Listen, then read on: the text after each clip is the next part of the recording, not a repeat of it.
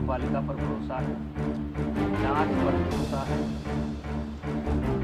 देश के अंदर जो न्याय देने की प्रक्रिया है उस पर भरोसा है। अलग से फेडरेशन के अध्यक्ष के तौर पर नहीं, फेडरेशन का कोई रोल नहीं, फेडरेशन का कोई रोल नहीं है और इन लोगों की डिमांड लगातार बदलती है। अगर इनके पुराने बयानों को आप सुनेंगे तो ये जनवरी में इनकी मांग निकल करके आई थी कि अपने पद से इस्तीफा दें।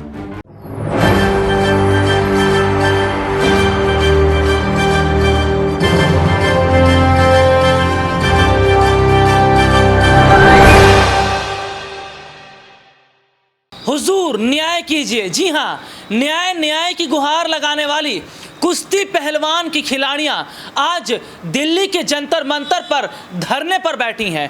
न्याय कीजिए हुजूर, न्याय कीजिए। आप सत्ता के उत्तराधिकारी हैं, आप सत्ता के मालिक हैं। मोदी राज में महिला पहलवानों के आंसू छलक रहे हैं। मोदी राज में महिला पहलवान इंसाफ के लिए गिड़गिड़ा रही हैं, लेकिन मजाल है कि भारतीय जनता पार्टी के नेता उफ तक कर दें।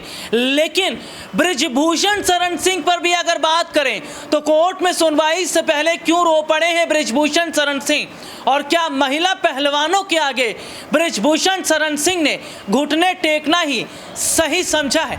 आज तमाम का पहलुओं पर बात करेंगे। इसके साथ ही साथ ये भी बात करेंगे कि आखिरकार क्यों उठ रही है बृजभूषण शरण सिंह को फांसी देने की मांग। अभी तक तो गिरफ्तारी की बात ठीक थी, लेकिन क्या फांसी की मांग को लेकर जिस तरीके से महिलाओं में एक नया प्रोटेस्ट देखने को मिल रहा है, महिलाएं बृजभूषण की फांसी को लेकर जो बातें कह रही हैं, क्या वाकई इतनी बड़ी सजा बृजभूषण शरण सिंह को कोर्ट से मिलने वाली है? नमस्कार, मैं हूं राहुल शर्मा, आप देख रहे हैं SP9 न्यूज़। स्वागत है आप सभी का हमारे इस प्रोग्राम में।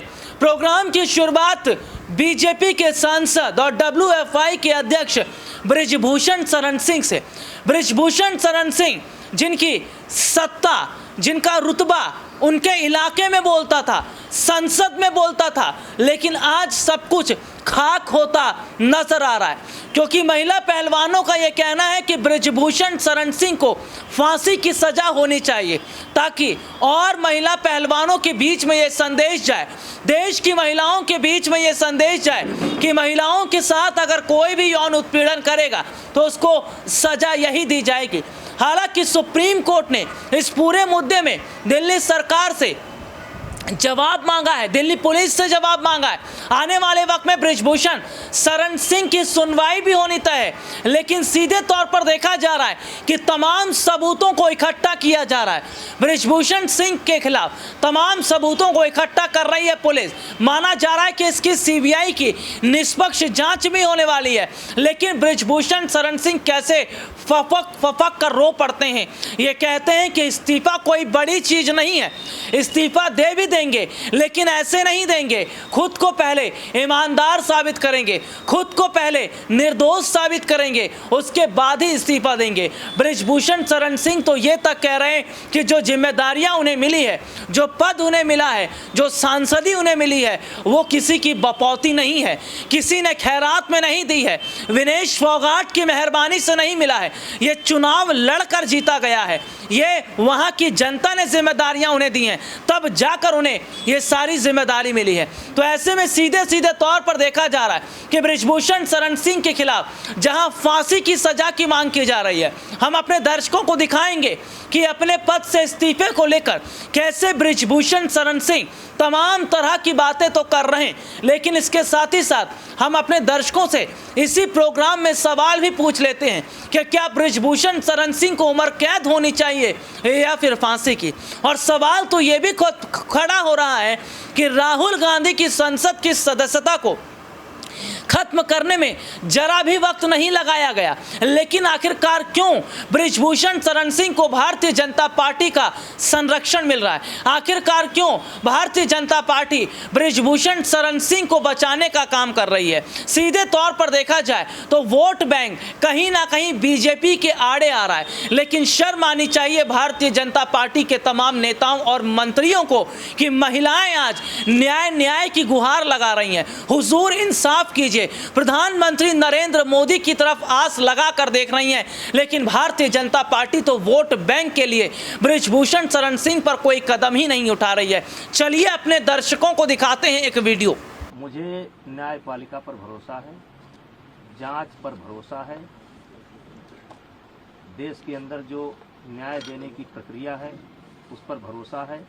अलग से मुझे कुछ नहीं कहना है। फेडरेशन के अध्यक्ष के तौर पर सांसद जी आपसे लोग बोल रहे हैं कि अगर आप इस्तीफा दे देंगे तो एक सही जांच हो जाएगी, इस पर आपका क्या कहना है? नहीं, फेडरेशन का कोई रोल नहीं है। फेडरेशन का कोई रोल नहीं है और इन लोगों की डिमांड लगातार बदलती है। अगर इनके पुराने बयानों को आप सुनेंगे तो ये जनवरी में इनकी मांग निकल करके आई थी कि अपने पद से इस्तीफा दें। जिस दिन जीवन के हानि लाभ पर उतरूंगा, मतलब जिस दिन मैं अपने जीवन के हानि लाभ क्या खोया पाया समीक्षा करूंगा, और जिस दिन संघर्षों में जाली लग जाएगी, जिस दिन मुझको लगेगा कि अब मेरे संघर्ष करने की क्षमता समाप्त हो गई है, जिस दिन जीवन की लाचारी मुझ पर तरस दिखाएगी, जिस दिन मैं लाचार बन जाऊंगा, बेबस बन जाऊंगा, बेचारा बन जाऊंगा, तो मैं चाहूंगा कि ऐसी जिंदगी मैं न जीऊं। ये वीडियो आपने देखा कि कैसे चुनावों से पहले बृजभूषण शरण सिंह को बचाना भारतीय जनता पार्टी के लिए इतना मायने रखता है कि वो महिलाओं के साथ नहीं खड़े हो रहे। ये वही महिला पहलवान है जब भारत में ब्रॉन्ज, गोल्ड, सिल्वर जैसे मेडल लेकर आया करती थी, और उस वक्त कहानी ये थी कि भारतीय जनता पार्टी के यही तमाम नेता और मंत्री, यही खेल मंत्री अनुराग ठाकुर अपनी पीठ को थपथपाया करते थे कि ये भारत देश की बेटियां हैं। लेकिन क्या अब ये भारत देश की बेटियां नहीं हैं? क्या अब ये देश की बेटियां नहीं हैं? और सीधे तौर पर स्मृति ईरानी और निर्मला सीतारमण, जो कि खुद भारतीय जनता पार्टी में महिला मंत्री हैं, वो आखिरकार चुप क्यों हैं? आज देश उनसे भी सवाल मांग रहा है, सवाल का जवाब मांग रहा है। और सीधे सीधे तौर पर देखा जा रहा है कि बृजभूषण शरण सिंह के खिलाफ इस्तीफे की मांग को भी जोर कर दिया गया है।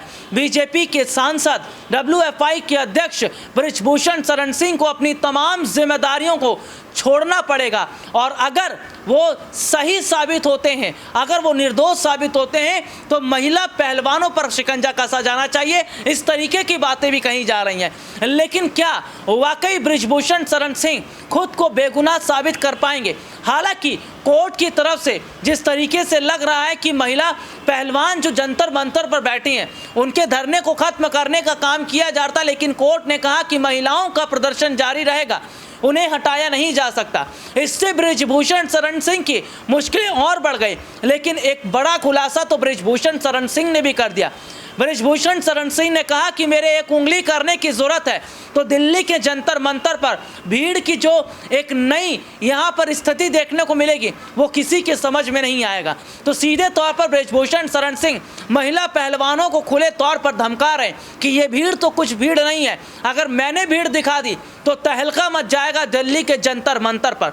तो क्या वाकई जो हालात इस वक्त के हैं वो ये जाहिर तौर पर बताते हैं कि बृजभूषण शरण सिंह कैसे भी करके इस धरने को खत्म करना चाहते हैं? लेकिन सवाल तो देश की जनता से भी है कि क्या देश की जनता आज महिला पहलवानों के साथ खड़ी है? और अगर खड़ी है तो क्या वाकई देश के प्रधानमंत्री नरेंद्र मोदी से जवाब नहीं लिया जाना चाहिए?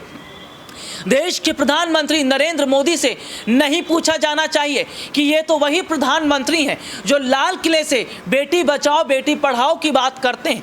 ये तो वही प्रधानमंत्री थे जिन्होंने महिलाओं की अस्मिता को बचाने के लिए या फिर महिलाओं के सम्मान के लिए तमाम तरह की बातें कही थी। लेकिन आज वही देश के प्रधानमंत्री ने जिस तरीके से मौन धारण कर लिया है, महिला पहलवानों की हालत को देखने के बावजूद भी ताज्जुब होता है कि ये देश हमारा ही है और इसी देश के क्या प्रधानमंत्री हैं नरेंद्र मोदी, और क्या वही ये प्रधानमंत्री नरेंद्र मोदी हैं जो महिलाओं की सुरक्षा को लेकर तमाम तरह की बातें करते हैं। लेकिन सवाल तो ये भी खड़ा हो रहा है कि क्या महिला वोट बैंक के लिए ही भारतीय जनता पार्टी केवल बड़ी बड़ी बातें करती है, और जब बात महिलाओं की हो जाती है, हाथरस की घटना घटती है, उत्तराखंड में अंकिता भंडारी का मुद्दा हो जाता है, दिल्ली का कंझावला कांड हो जाता है, तमाम हम देखते हैं कि महिलाओं के साथ इस तरीके की घटना घटती है, लेकिन भारतीय जनता पार्टी नहीं बोलती। तो क्या वाकई केवल और केवल वोट बैंक का खेल खेल रही है बीजेपी, और क्या मोदी राज में महिलाओं को इंसाफ मिल पाएगा?